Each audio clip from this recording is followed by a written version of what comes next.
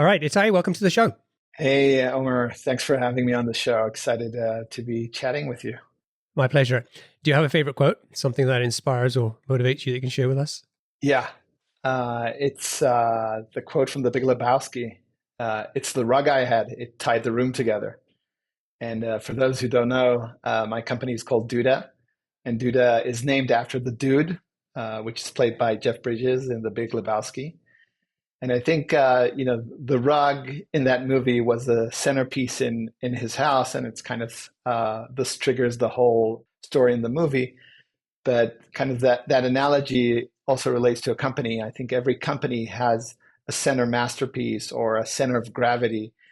In Duda, the center of gravity is me and my co-founder Amir, and the foundation for the company is really the relationship between both of us. Amir is the CTO. I'm the CEO. He's based in Israel. Half of the company is there. The other half is partially with me and around the world. I see the business side. I think a lot of the values of the company are predicated on this kind of the relationship between me and him. I actually know Amir since high school, so we've kind of gone through a lot of things together. We persevered over 13 years of the company challenges, ups and downs, and so I think that's kind of if you ask a lot of people in the company, the core is really that kind of the relationship with the two founders, which is an extremely important relationship in any business. I had completely forgotten about The Big Lebowski. And if anybody hasn't seen that, like, just go on YouTube and look for Pete on the Rug or something like that. I think it's a pretty crazy movie. So tell us about Duda. What does the product do? Who's it for? And what's the main problem you're helping to solve? So Duda is the leading web design platform for digital marketing agencies and web designers. It's basically a website builder for web professionals, people who are building a lot of sites for small businesses, typically tens, hundreds, and thousands of sites a year. It's much more than just a website builder. It has capabilities that help web designers, digital marketing agencies collaborate within their teams, manage their clients, build pixel perfect sites, and so on. We have today 22,000 digital marketing agencies using the platform. They've built over 1 million active paying sites. Yeah, so we've been doing this for quite a while and continuing to build and grow the company. So give us a sense of the size of the business. Where are you in terms of revenue, size of team? It's 8-figure in terms of revenue. The team is 180 people. We have about 6-7 offices around the world. And I think you've raised around 96 million to date, almost 100. And the funny thing is, we'll talk about this, but when the two of you started out, investors weren't interested at all with what you guys were doing. Yeah, absolutely. You're correct. It was a tough time back then. It was 2009, right after the 2008 financial crash. And we didn't have a lot of traction to show, and we'll talk about it probably in a second. But the initial solution that we came out with is also different than what we have today. It was a mobile-only site builder back then. That was the idea, to take desktop sites and convert them to mobile, which was a solution that small businesses were looking for back then. And we found a couple of customers. So Amir and I were both working at SAP at that time, and we found our early customers by either knocking on doors on University Ave in Palo Alto, or putting a little bit of money against ads on Google. So initially, we used our own tool. We were kind of an agency ourselves, and we used our own tool to build sites ourselves for small businesses. The intent was always at the end to get to a point where it's self-service and customers can do it themselves. But initially, we kind of ate our own dog food just to make sure that it actually works. And it did work, and there was some interest. The numbers were still relatively small in kind of the first year, 2009. It was still a side kind of hustle for us. Our vision was, we would leave SAP, we would do it full time, but we really needed investor financing to do it. We both had families. We couldn't just drop everything and just start a business. And I think the initial numbers were, when we were talking to investors, there were a lot of questions of, how big can this be, and so forth. So we tackled that for the first year. There was there were definitely tough days in that first year where we were even questioning ourselves: Are we building the right thing? Um, you know, is this a real business? So that first year, 2009, this is kind of a side hustle for the two of you while you're working full time at SAP. How easy or hard was it to get conversations with investors?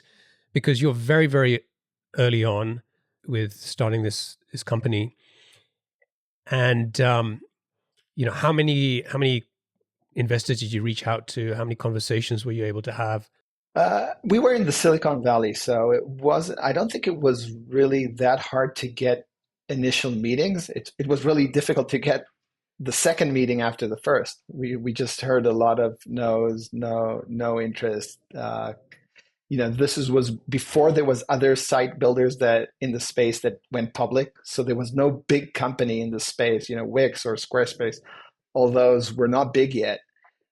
So folks were doubting how big this can get, and we were really focused on mobile side. So it was the early days of mobile. The first version of the iPhone just came out kind of in 2008. So is this really going to be enough of a platform to build a business around? So there was a lot of questions about how big this can get. Got it. And from what I understand, it wasn't like what it is today, a responsive website builder. You were helping companies to basically build a mobile version of their website alongside their main site. Is that right? Yes, exactly. It was we basically it was a very simple solution, and that was a little bit of the beauty behind it. All you had to do is put in the URL of your desktop site, you click submit, and we kind of take it and reformat it for a mobile screen. So a lot of the pain back then was that even the best sites on the internet, once you looked at them on an iPhone or an Android, you really had to pinch and zoom through that website, and we kind of solved for that by creating a really great experience. It was almost magical, and folks could continue and edit it. It essentially created the M dot version of the site. But that was also, now I'm jumping ahead, 2 or 3 years later. Initially, a lot of companies were adding this, wanted like an M dot version of their website to address mobile traffic. But a couple of years later, with the proliferation of devices and screens, people didn't want to build a site for mobile, a site for desktop, a site for tablet. They just want to build it once and it runs on all devices. And that was kind of the next challenge, that we had to face down the road. But maybe I'm jumping a little bit ahead because that was like 2, 3 years later in 2012, kind of. Yeah, we'll definitely come to that. I just have a couple more questions about that first year or two. The first year, as you said, was pretty tough in terms of, the investors don't seem interested. You did get a little bit of traction. You've got the product out there. You've signed up some customers. So, you have some early promising results, let's say that. But I know from these constant no's that you were getting, at some point you too started to doubt yourselves as well, whether this was the right thing or whether you were going in the right direction. And then at some point you had a lucky break. Can you talk about that? And so this happened in 2010. So we're operating more or less a year as a side hustle, side project, nights and weekends, getting a couple of customers, again, a lot of no's. And then at some point, AT&T heard about what we were doing and they got interested. And those discussions moved very quickly. And in about 3 months, I would say, from the first discussions with them, we were with the deal signed and they were ready to go live with our product. They basically white labeled our product, put it under the AT&T brand, back then it was it was called AT&T Interactive. It was a sub company inside AT&T, and they were offering it to their small business customer. And this was really what triggered investors started to get interested, as there was a proof of a big brand that was interested in the product. And so more or less alongside in those 3 months while we were kind of launching with AT&T, we got our first seed round, which also helped us kind of leave SAP and dedicate our kind of full attention and time to this company. So, do you know how AT&T found you guys? They found us through actually a relative of mine who met one of the executives in AT&T Interactive in a conference. So just by chance, that relative of mine knew enough because I demoed to him what we were doing.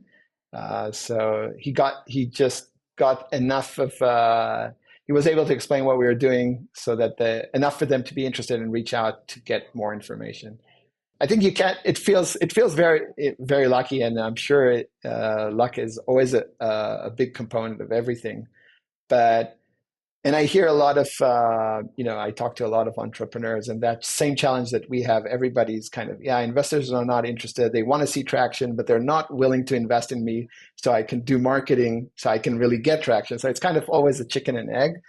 But you just have to crank through it. I think you have to crank through it until you get that break. Either, you continue to evolve the product in the very little resources that you have because you believe in it.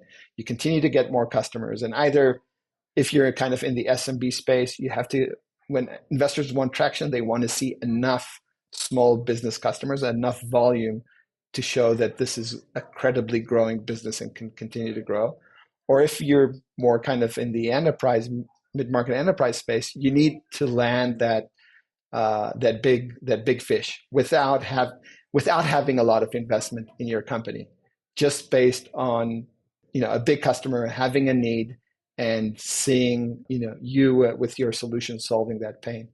So once you get that, and I think in today's world you should be able to get that with relatively little investment for many software businesses, at least, then I think the rest of the things will follow.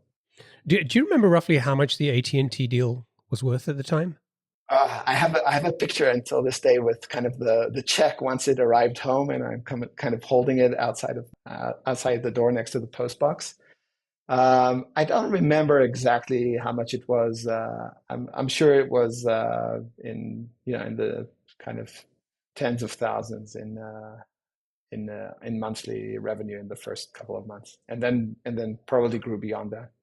And it gave you enough in terms of revenue and, I guess, confidence for the two of you to say, okay, this is the time for us to quit our jobs, go full time, go all in. That and mainly getting the investors interested. So after hearing a lot of no's, suddenly we had 2 term sheets. And actually the person who invested, his name is Oren Zev, he's our seed investor, amazing investor. Until today, 13 years later, we're very close, and he's still on the board and very involved. He always says that he invested because he believed in the business, despite like that the vision was not like servicing big customers like AT&T. But probably if we didn't have AT&T, he wouldn't have invested. So it was important to get a proof that there's a customer out there, a big customer that sees value in your product. But he believed in this kind of longer vision out there, where we would open this as a self-service product and get lots of customers. Great. Okay, so the two of you are now working full-time on the business. And I guess a year or 2 years later, around 2012, you hit another roadblock, which is, I guess, when you start to question whether having a mobile-only site was the right solution, the right kind of business model for your company. what was happening externally that drove you guys to kind of look at what you were doing? Because in some sense, you could say, well, great. It's like we finally, for a year we weren't getting anywhere. Suddenly we've got a big customer signed up. Investors are willing to invest money. What changed that got you guys kind of rethinking the game plan? It's a great question. And it was difficult to really identify, right? It's kind of there's a market dynamic that is changing, but it's not that you one day kind of it's not as clear. It's not like that you get to a point where it's a cliff and the business is falling off the tracks. No, the business was doing really well in 2012. Just raised our B round from VCs. The business was growing at a spectacular pace. We had hundreds of thousands of mobile sites on the platform by then. We were growing really fast, but there were starting to be signs out there that there's some danger down the road. It's not that the business was falling off a cliff and we needed to make a decision. Not at all. It was hard to spot this, but there were certain signs of risks. Responsive design started to garner attention. Right, we were a mobile-only solution. Responsive design was kind of a paradigm where you can build it once and it runs on all devices. And we were starting to hear a lot of questions. Maybe a lot is exaggerating, but we were with some of our partners questions about, is this responsive? Is this adaptive? What is this mobile type of site? Is this the future? So we started sensing these questions, and we had good answers for them. And the challenging thing is, as I said, we were growing, we're getting, revenue was growing, and to pivot into kind of something, to do something else was a big risk at that point. And I can understand how, you look at the history, how so many great companies, if you take kind of the Kodaks and the Blackberries, the Blockbusters, I'm sure that the smartest people in the room were in these companies, and they might have seen like what is coming down the road. But when you have a business that is, when you have sales teams and so many people incentivized on, bringing in revenue from a very certain source, it's really hard to come and say, hey guys, let's stop doing what's kind of this entire revenue that is paying everybody's salaries around here, and let's go do something else, right? It's a very difficult thing to do and kind of move that ship, unless you really have to. And I think it's more at the startup phase. I feel it's really the responsibility of the founders to look ahead and navigate that ship and make sure that the company always maintains product market fit. And if the market adjusts or moves, you have to adapt the product in order to make sure that you sustain the business. And in kind of that end of 2012, we first persuaded ourselves as the two founders that we needed to kind of build something that would be a responsive design solution. We were also thinking about other options. We could have gone into others because the company was really rooted in mobile. We were even called Duda Mobile back then. So it was really hard to come and tell everybody, hey, we're called Duda Mobile and we're everything we do is around mobile, but let's go do this other thing that is not mobile. So we also thought about, should we go into mobile advertising? Should we do other things? Because obviously mobile was big and there might have been other opportunities there as well. But we decided that we felt that there's a big opportunity around responsive web design, and we wanted to come out with the first solution to the market that would be a simple website builder based on responsive web design. We felt that there's an opportunity there, and we first persuaded the management team and then kind of talked to the company about it, and we got people bought into it. And kind of end of 2012, we started building kind of our second product, which is our core product today and called Duda.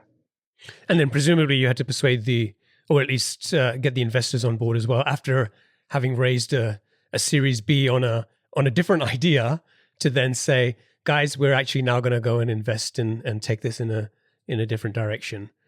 I think one thing I want to try and understand is, we're talking 2012. What did the landscape look like at the time? Because when you're building a mobile website builder, it's a very clear value prop. I don't know how many other solutions were around at the time, but when you then say we're a website builder and yeah, we're responsive, but we're your one-stop shop for building your website, you're now kind of getting into the space with WordPress, and I don't know what was happening with Squarespace and Wix at the time, but I assume they had a decent presence by then, right? Yeah, they had a decent. They were known. They were not. I don't believe they were public at that point, but they had a really nice growing user base there, and we thought we could beat them. We were mobile and we were adding kind of the other screens, and they were going the other way from being desktop first, adding kind of mobile. So it was kind of a race. It took us much longer than we thought until we launched with the product. We were not the first responsive website builder out there, although that's what we hoped we would be. And then kind of by the time we eventually launched that product in 2014, it took much longer to build than we thought.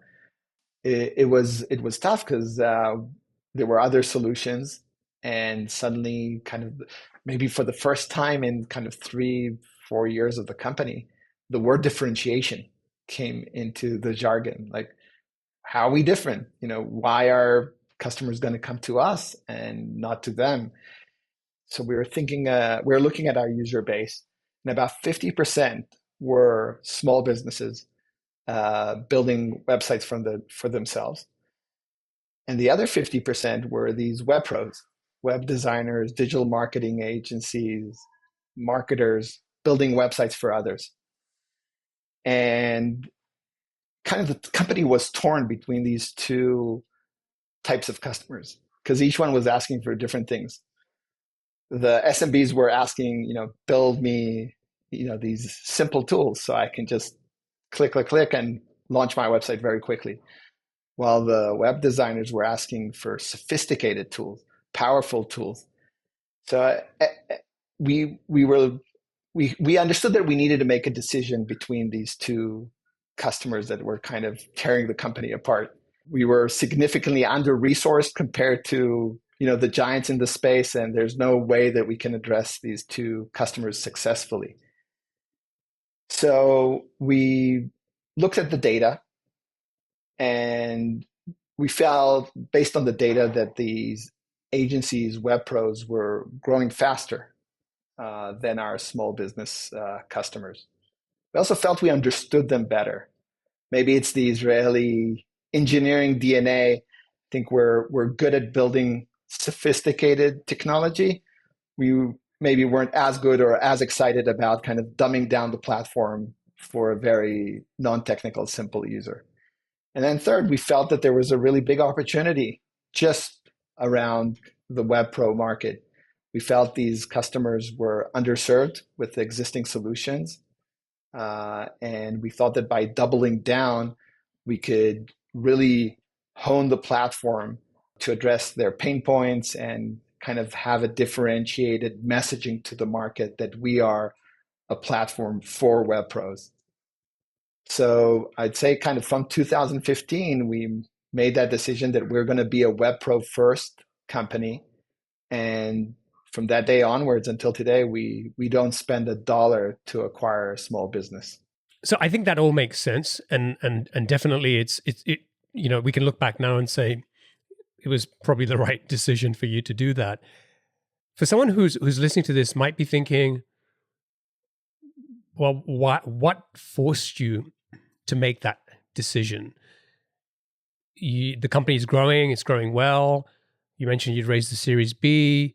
You've got these two customers, and at least up until that point, you had been able to serve both their needs, and the business was growing. I think you alluded to it a little bit when you said, having these two customers was tearing our company apart. Can you just help us understand what were some of the struggles that were getting caused by having these two groups versus just saying, well, yeah, we could make this decision, but we could probably also go another 4 or 5 years by still kind of trying to walk the line and keep growing these both these customer bases? So I think in the early years, when we were only a mobile solution, you'd ask me, who's your customer? I'd say, whoever wants to use the product. There was really, we were not, there was no discussion about differentiation. We were growing gangbusters. And I think at that point, it's just a land grab. And if you're in that position, I think that's a very great place to be in, to be a leader. And that when there's so much market demand, you don't need to think too much about differentiation. You just continue building and growing your user base. 2-3 years in, that trajectory changed. We, as I mentioned, Duda mobile, like mobile was starting to decline. We launched the responsive website builder. It was growing, and it was growing in nice percentages, but it's a subscription business. It started from zero. So it was, small numbers in terms of revenue. Now you're making millions on a product that is declining, and you have a product that you just launched that is getting nice traction, but still low numbers. It's a very tough. Now you also have investors now on board. Think of the top line in this company. We had about 2 years there, I'd say kind of 2014 to 2016, where revenue was just flat, right? This mobile product that had a lot of revenue was financing the growth of a product that was still very early. So it was like we're taking dollars out of one pocket and putting it in the other pocket. And I think the newer product, it was growing, but not growing at the same levels that, the heydays of mobile. And there was a lot of competition, as I mentioned, from like the Squarespaces, the Wixes, the WordPress. So we were really, we knew we couldn't raise more money. Like when the top line revenue of a company is flat, we were supported in those 2 years by our existing investors, which were great. These were also tough conversations with the existing investors. We were not profitable. We were far from being profitable. We needed them to continue and support the company, a company that they knew that no external investor is going to put more money into, but proving through the numbers that there was something there, something growing, it at least helped us, get them to continue to support us. And I think going back to your original question, through all these conversations and the challenges with growth and part of the business declining, part of it is growing, there's also that differentiation question. And this new platform, why is it going to be better than these other platforms in the market? What's our differentiation and so forth?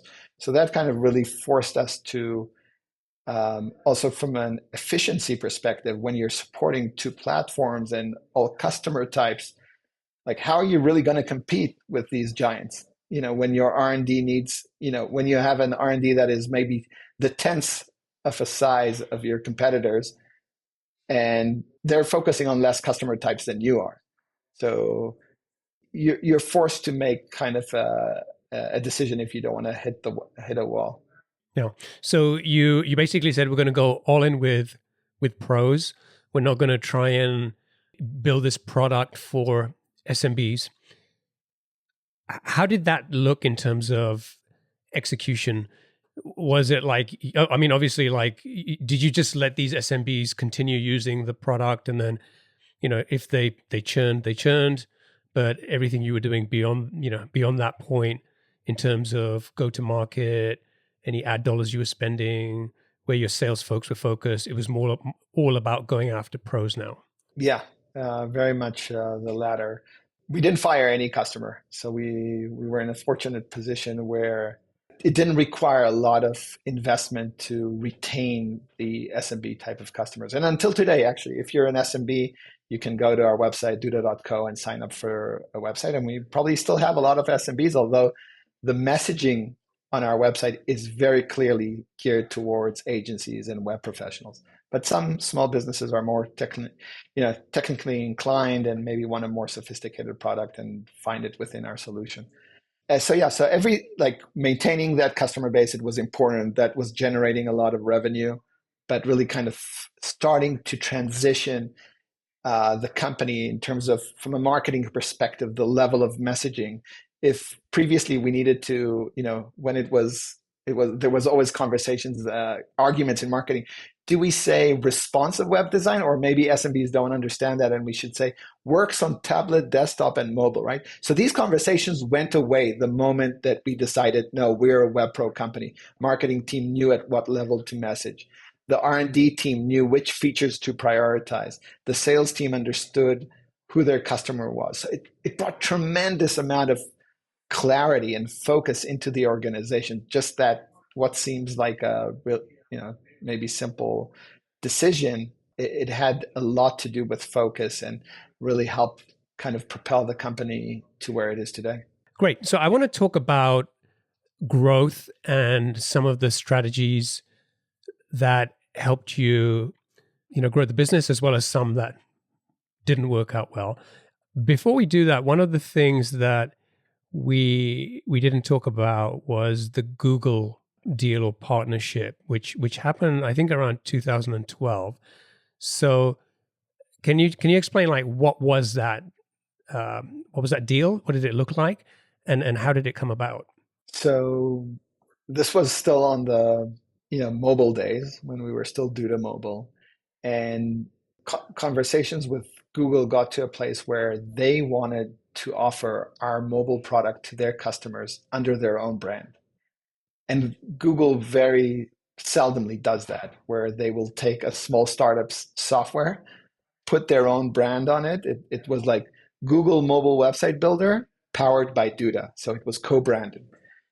And they emailed their Google AdSense, Google AdWords, Google Analytics customers, telling them you should really mobilize your website with this software. Because their intent, they were actually losing advertising dollars because desktop sites were not driving the engagement on mobile.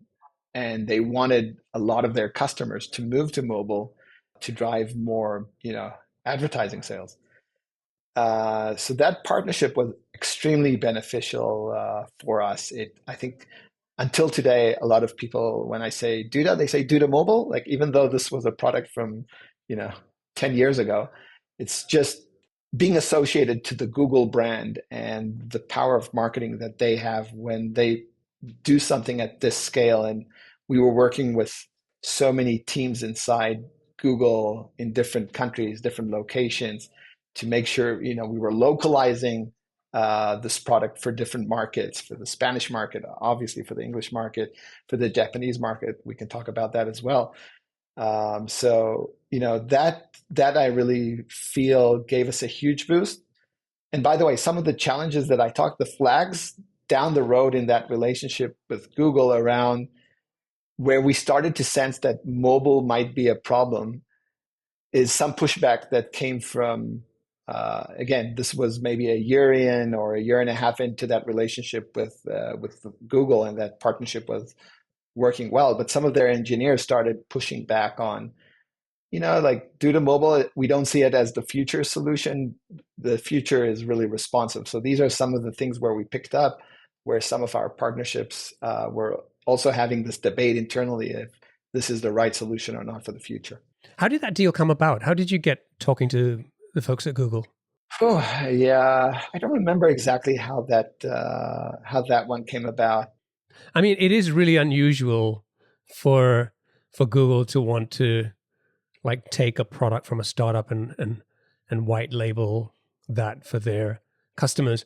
I mean, I spent a long time at Microsoft, and although we didn't explicitly say it, we always had this culture of, not, if something was not built in Redmond, you kind of were like, I don't know about this, right? So it was always about, we build. It's not really a buy decision, unless you're acquiring a company or something like that, right? So yeah, it was a very, very unusual thing. So I was just curious, like, why it happened, and I think you've explained that a little bit. But it sounds like like how did that sort of deal? How long did it last? Like a couple of years? No, it was about, I would say it was about a year, or maybe a little bit longer. And it was a unique deal where we actually gave all Google customers the mobile site for free for a year. And the deal was whoever we managed to retain after a year, that's like 100% our revenue. So they get it free for a year, and the game is what kind of conversion there will be, in the second year thereafter. Google wasn't like interest. They didn't care that much about the revenue from the site, so they let us keep 100% of it after the first year. They just wanted us to be able to give that for free for a full year to their customers, which I think was very beneficial for both sides. Yeah, yeah. So let's talk about growth and some of the main channels that have worked for you in this sort of early years. What drove the majority of the growth? Like, how were you acquiring customers? So we used all channels, all common channels between search, organic, paid to grow our acquisition. We always had it's a very self-service, product-led growth type of model where people come to the website, try out the product. There were initially, maybe it was free for a certain period. We later then changed to more like a free trial type of paradigm. And that engine of freemium until today has kind of been at the core of what we try to do: drive people to start a free trial of the product. So when you can do that with software and give it to for free for a certain period of time, I think this is a key to kind of the success and getting kind of a really large top of funnel and eventually optimizing that to conversion. So initially, you're driving sort of this product-led growth, and then you started to see this opportunity for a reseller program. Right. And so the reseller program is, initially it was, like many maybe companies have on their website, somewhere on the navigation, you have something that says partners or resellers. And that's how it started, with folks asking. We gave some additional features in that program, like you could actually white label our own product. So display it, you could display it to your customers under your own brand, and you would have to pay extra for that. It was also a way, like, we looked at our, inside the funnel that we had and try to identify folks who could be interested in that program and kind of funnel them to talk to salespeople. That's the only area where we had salespeople. So it's either you did self-service and used it, or if you wanted to talk to us about the reseller program. And that reseller program, started growing. We hired more people. It became more established, more successful, started generating more material revenue to a certain point where, and it kind of started taking more real estate on the website, where we kind of figured out, this should actually, this is the product. So let's make sure that it's not just a product where there's a reseller program, but the actual product with the transition that I talked about previously, where we wanted to focus to web pros. Let's put this front and center, that this product, once you get it, it's not just a website builder, but it's a website builder that you can white label and has features that are relevant for agencies, web designers, people who are building sites for others. And eventually it's the whole website and the focus of the product. And so this became like your primary growth channel for the business until you sort of made this shift to selling more to agencies. Like how long was the reseller program something that continued to dominate sort of growth, and or until you had to start thinking about agencies or alternative channels? So not what we call like our agencies are the resellers, right? That's they are the channel into the SMB market.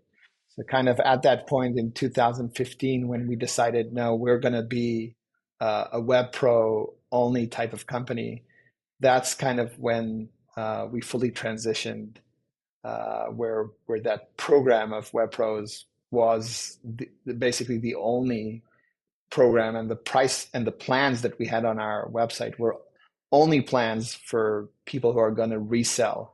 So build websites and resell the websites. Okay, got it. Right, that makes sense. One of the other things that you guys tried to, as a growth strategy, was international expansion, and one of the places you tried to get into was Japan, and I don't know how much of an investment you made in there, but ultimately that turned out to be a lot more difficult than you had imagined. Tell us a little bit about that. Like, how did that come about? Why did you pick Japan? What kind of investment were you guys, or did you make to try and break into that market? So we were predominantly, I would say, early days North America type of solution. Some level of penetration in EMEA, but no feet on the ground in EMEA. So doing relatively little there, but anybody from around the world could use us. And through this relationship with Google, Google Japan became really interested in our product and invited us over. We did a kind of a 1 week trip there, me and my chief revenue officer. And we said, okay, if we're heading to Japan all the way there, and we were trying to support Google with whatever they wanted, right? They were the key flagship partner. Whatever you want, we're here to deliver, because it was a great partnership. And so we set a couple of other meetings while we were there in Japan. And we hired a firm that knew how to insert or help startups penetrate the Japanese market. And they set a couple of meetings for us, and we came out of a week there with about 7 partnerships. Big companies that wanted, big Japanese conglomerates that wanted our solution. So you have kind of, everything that you need, a super successful week. We're going into Japan. We understood that there's a cultural, a language barrier. People tell us, you can't succeed without a GM there. So we hire a GM there. That GM obviously can't do everything himself. They needs like a support person, needs an account manager. Very quickly you find you have like 3-4 people there. And then kind of you look, a year, 2 years down the road from that decision, there was not much revenue to account for that, even though we had these, 5 or 7 partnerships. So there was a dichotomy between the potential that we thought that was and what the actuals, what revenue we were seeing from that region. And eventually, after 2 years, we actually decided to shut down that office. So it was a very big jump for a company like ours to go into a market that is so different from a cultural perspective, from a language perspective. It was even hard for us to understand what were exactly the challenges of why these partners in Japan were not selling well. We had to rely on translators, our team there. We were hearing kind of different stories. The Japanese culture, nobody wants to kind of insult you and tell you maybe the exact reason. So you're hearing different things. So, until today, I can't tell you that I exactly understand why we didn't succeed there.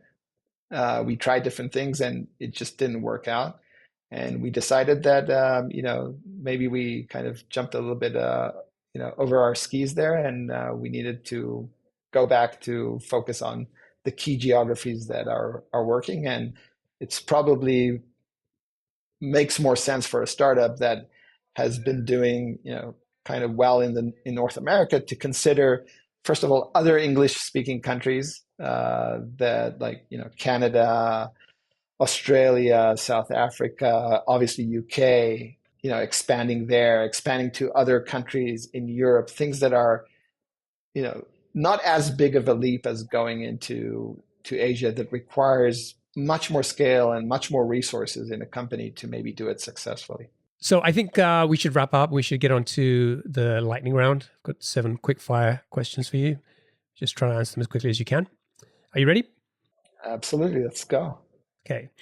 What's one of the best pieces of business advice you've received? I've received a lot of business advice. I think there isn't one single thing that I would call out. I also received a lot of advice that wasn't that great. I think at any stage of your company, you should listen to different people and make up your own mind. What book would you recommend to our audience and why? It's The Hard Things About Hard Things by Ben Horowitz from Andreessen Horowitz. It's just a great business book. He talks about his own professional journey, and he shares a lot of the things that he screwed up along the way. A lot of great learnings from that book. What's one attribute or characteristic in your mind of a successful founder?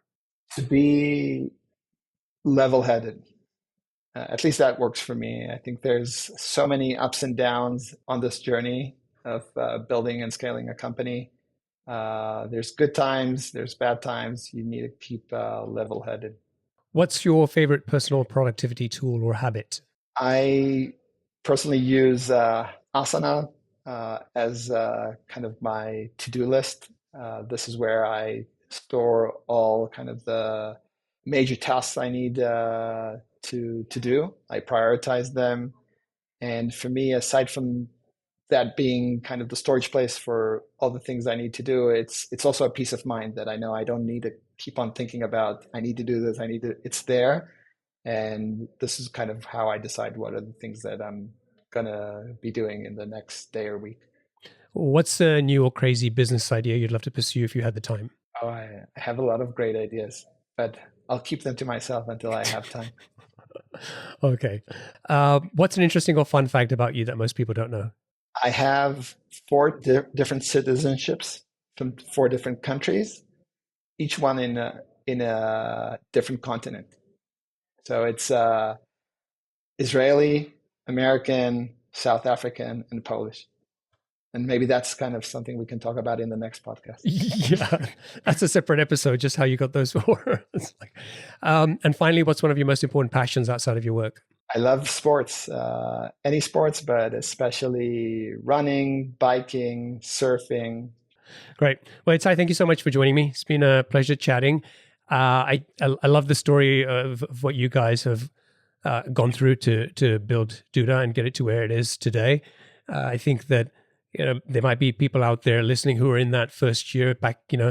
This year is their 2009, and they're struggling to get their idea off the ground, and maybe your story will provide some inspiration.